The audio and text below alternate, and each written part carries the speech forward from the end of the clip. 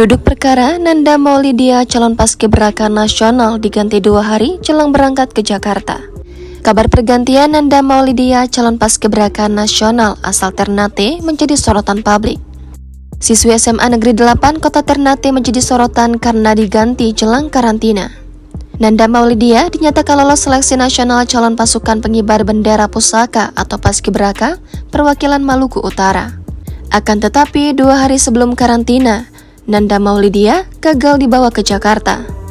Dilansir Tribun Ternate, Direktur Yayasan Lembaga Bantuan Hukum Maluku Utara, Bakhtiar Husni, mengatakan duduk persoalan pergantian Nanda.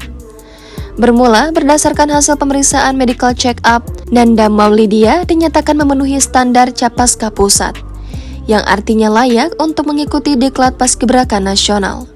Namun alasan digugurkannya lantaran terkendala masalah kesehatan mata.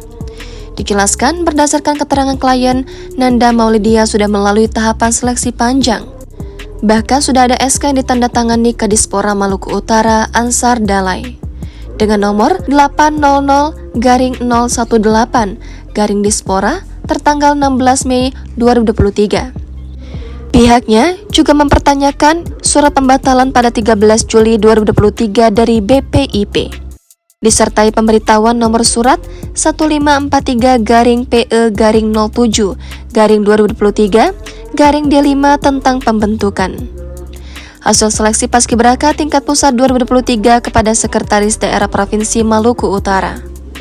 Berdasarkan hasil MCU, usulan Capaska tingkat pusat 2023 bahwa yang Nanda Maulidia bermasalah pada mata minus dengan ukuran 20/80 pemeriksaan THT ditemukan. Tonsil T2 sehingga tidak memenuhi standar Capaska Pusat sesuai Juknis nomor 267-PE-02-2023-D5.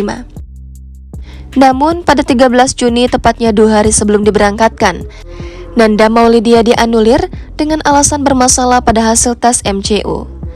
Menurutnya, Dispora Kota Ternate pun jika mengetahui masalah tersebut dan Yayasan Lembaga Bantuan Hukum Maluku Utara menilai ada prosedur mengarah ke nepotisme.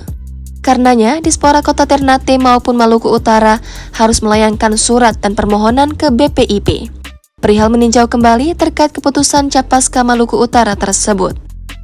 Oleh sebab itu, pihaknya berharap dan meminta seluruh bantuan baik wali kota dan gubernur agar melihat hal ini karena ada hak orang yang dizalimi. Kami orang tua menganggap bahwa ini tes yang dilakukan oleh Dispora Provinsi pada saat tanggal berapa? Yang 15 Juni itu adalah tahapan terakhir. Karena setelah itu sudah keluar SK-nya. Berarti kami orang tua menganggap bahwa tahapan seleksi sudah habis.